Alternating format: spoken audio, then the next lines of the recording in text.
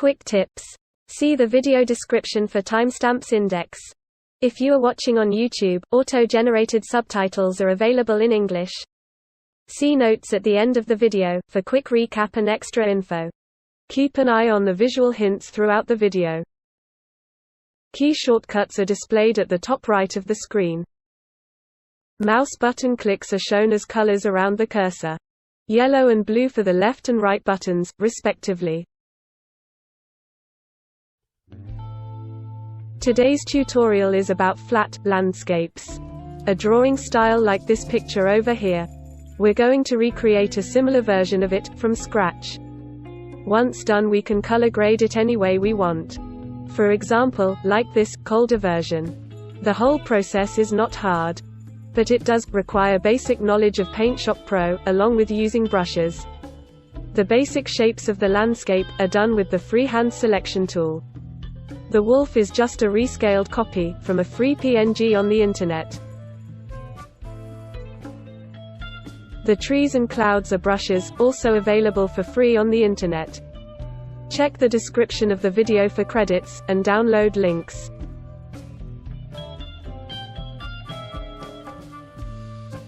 Most of these brushes are for Photoshop. So you need to import them to PaintShop Pro, using the File, Import, Custom Brush menu.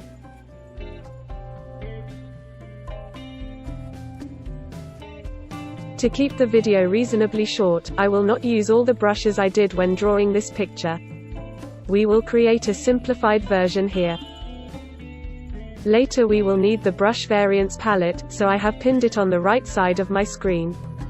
Alternatively, you can open and close it from the palettes menu, or by using the F11 key on your keyboard. We're all set, so let's start. I'm keeping this open for reference and I'm creating a new 1920 by 1080 pixels image with resolution 72 dots per inch. Set RGB mode to 8-bit, with transparent background. For the main shapes, we'll use the Freehand selection tool. It's a bit easier with a tablet and a pen, but the mouse works fine too.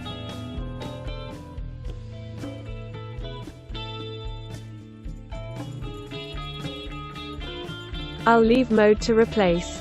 And I'll use Ctrl or Shift every time I need to switch to add or remove mode respectively. A little feather and smoothing help in making shapes with smoother edges.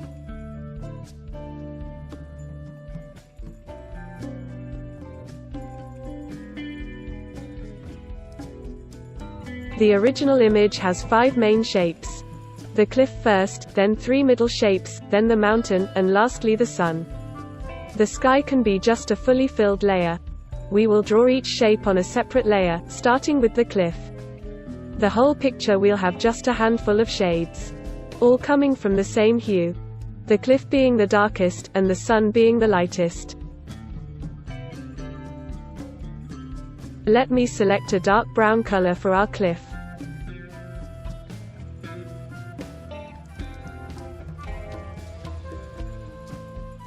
I'll now make a freehand selection resembling roughly the desired shape, and then fill it with my active foreground color. That's pretty much the main concept. Dead easy.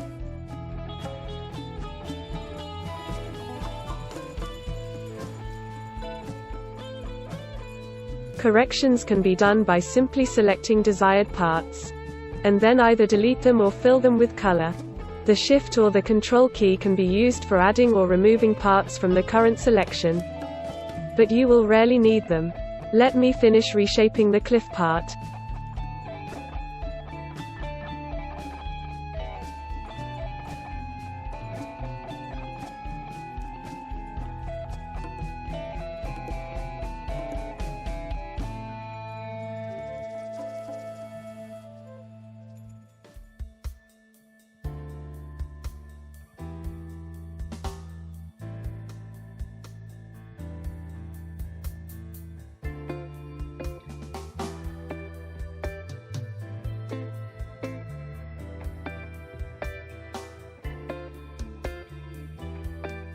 Here we have it.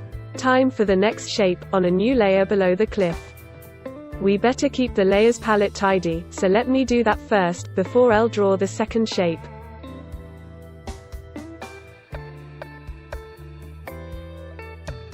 Once again, I'm using the Freehand selection tool. But this time I will fill the selection with a lighter brown, compared to the cliff. Since the procedure is exactly the same, I'm speeding up the video.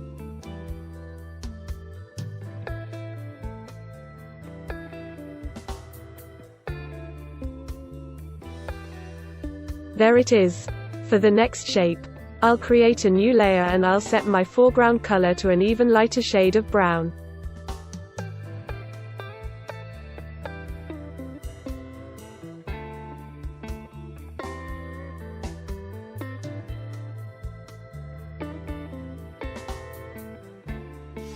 Here it is.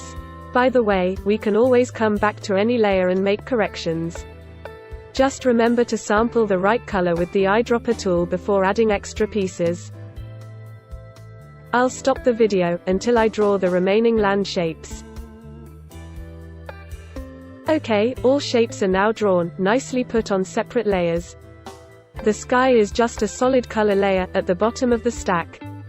Let's make the sun now.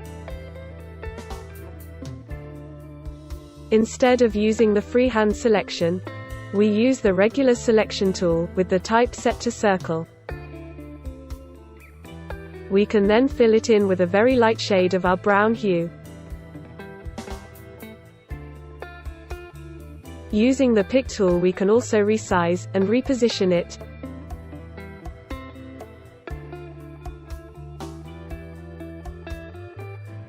Before we continue, let me quickly reshape a bit more the land shapes. I will lower the mountain ridge at the back. And using the pick tool I will make the cliff a little taller. This will make it stand out more, and also it will give a deeper perspective to the whole picture. Yes, much better now. Maybe trimming the cliff a bit more? Okay, good. Now a few sun highlights are due. For this, we need to mask all our shapes first.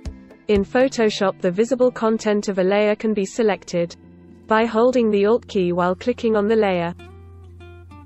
In PaintShop Pro, we set the Magic Wand tool to all opaque mode, and then we click inside the layer. Like so. We can now mask this selection. The resulting group is created automatically. I'll speed up the video, masking the rest of the shapes.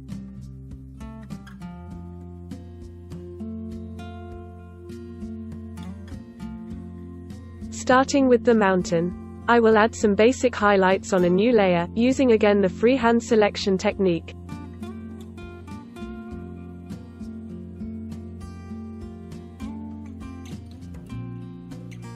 You may want to remove feathering and decrease smoothness of the freehand tool, for this one. Since the highlights layer is now masked on the mountain, my selections do not need to be precise on the outer side. The mask clips them automatically. As for the color, I'm sampling the mountain color first, then I make it brighter.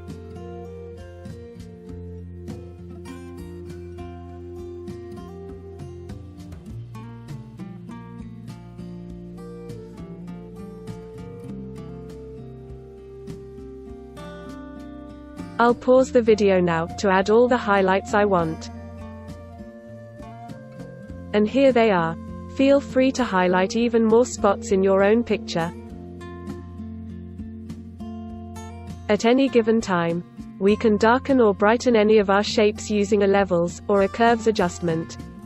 For example, to make the mountain highlights more profound, I can darken the sky.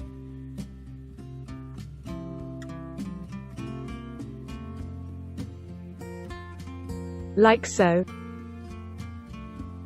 Next, I will show an easy way to make grass silhouettes, using the regular brush tool. Starting with the cliff, I want a grass layer that will not get affected by the mask. So I create it inside the group, but I make sure it goes above the mask. Next I sample the existed color of the cliff, and I choose a rectangular, soft brush. We do not want a round brush for this one. I set a small size, I set thickness all the way down to 1, and I increase the step quite a bit. I'm doing some test strokes and fine-tune. Then we want to set a rotation variance. We'll need the brush variance palette. Hit the F11 key on your keyboard to open it. I have it pinned on my workspace already.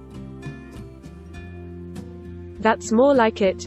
We can now start painting the grass along the edges of our cliff shape. Only where it makes sense.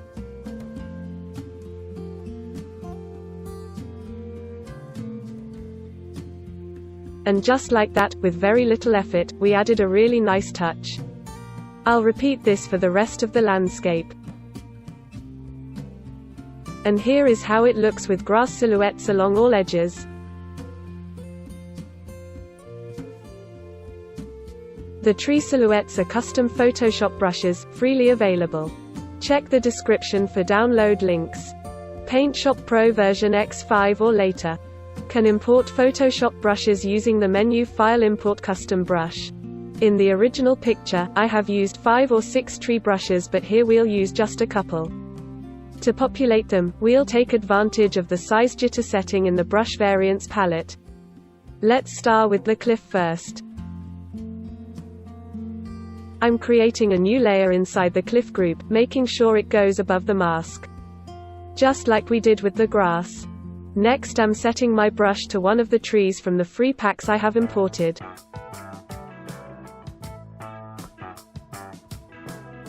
The foreground color is already set to the color of the cliff, so I'm ready to test the brush. Some rotation jitter is set from our previous usage. I cancel it in the brush variance palette, and I set some size jitter instead. Note that older versions of PaintShop Pro do not offer all these options. I'm now setting a smaller size and a larger step for my brush. Feel free to experiment until you get the desired result.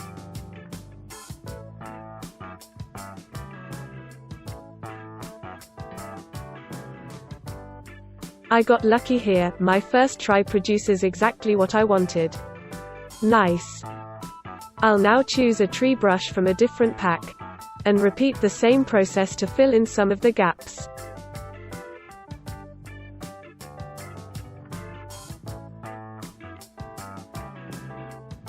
Let me fast forward the video.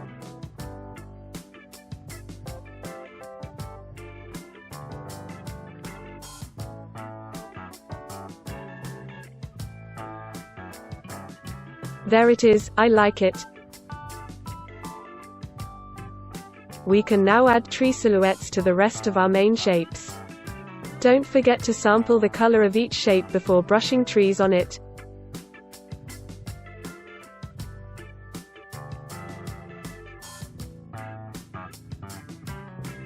Trees should also get gradually smaller for each shape. It gives more depth to the perspective of the picture. I will not bore you repeating the same things over and over. I'm jumping directly to the final result of this stage. Here it is, I think it looks pretty good. Before bringing the wolf into the picture, I would like to show one way of darkening silhouettes. Some trees are a bit too bright for my taste. By duplicating their layer, they get darker. Sometimes more than one duplication may be necessary, but in our case just one is enough. We can then merge all duplicates into just one layer. Let me quickly do that for all the trees. Good, I like them better now. Now, the wolf is just a free PNG image with transparent background. Check the description for the download link. First I flip the wolf horizontally, to match the direction of our cliff. Then I copy it to the clipboard. And bring it into the main picture as a new layer, at the top of the stack.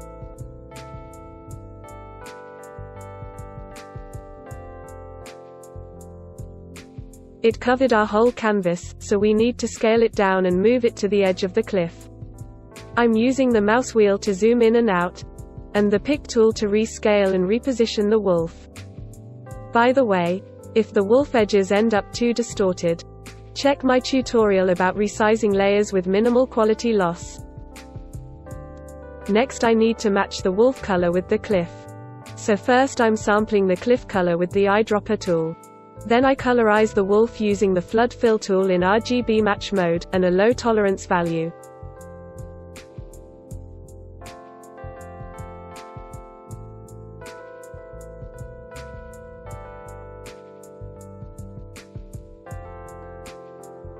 Let me also fine-tune its position a bit, with the pick tool. Nice. I can now rename the layer, and move it inside the cliff group.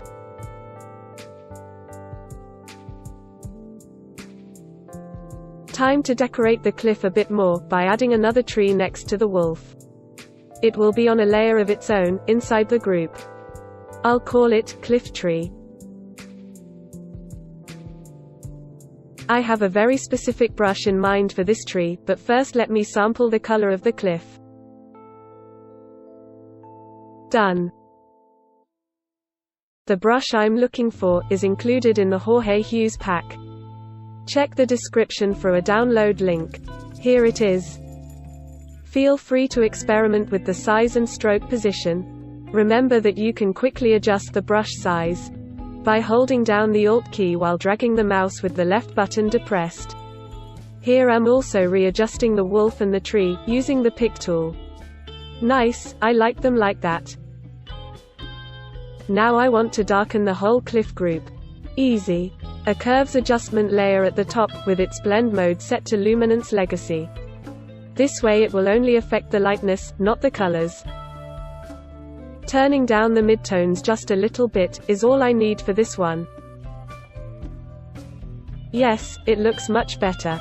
I'll do the same in the rest of the shapes. Except for the sky, the sun, and the mountain highlights, and I'll be back. And here's how it looks now. I like it. For the clouds we want a new layer above the sun first.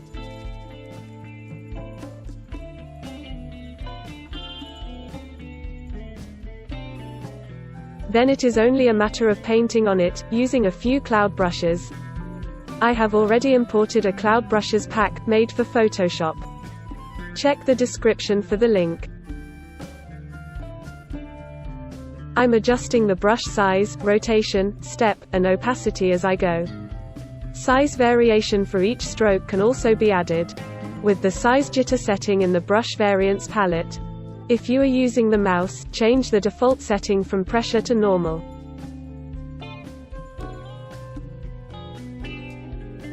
The brush should be set to a very light color. Feel free to use more than one brushes.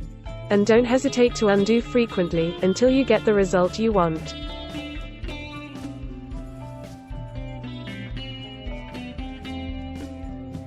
Now starting with the cliff, I create a mist layer right below the cliff group. Well, it will be more like hoar frost. In any case, I paint on this new layer using the same cloud brushes. Once again I adjust the brush settings as I go. And am undoing frequently until I get the desired result. Let me add more mist layers for the rest of the trees, and work a bit more on the whole scene. I'll be right back.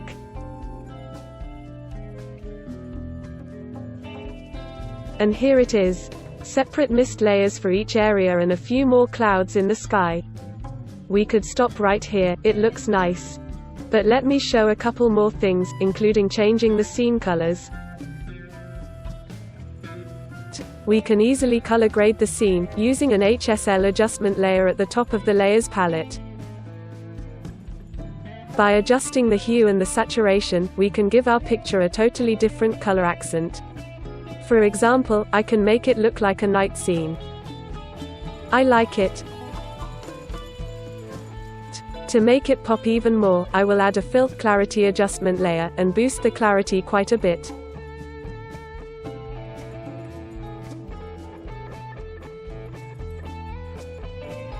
Maybe fine-tune the hue a little. Yes. There you have it. To read this, you may want to pause the video. Main shapes were created with the Freehand selection tool. They were filled with gradually lighter solid colors for each shape. The grass was painted with a thin, rectangular brush with rotation variance. The wolf was a rescale of a PNG image. Trees and clouds were free brushes populated using the brush size variance. Color grading and clarity boost were done with adjustment layers. Thank you for watching.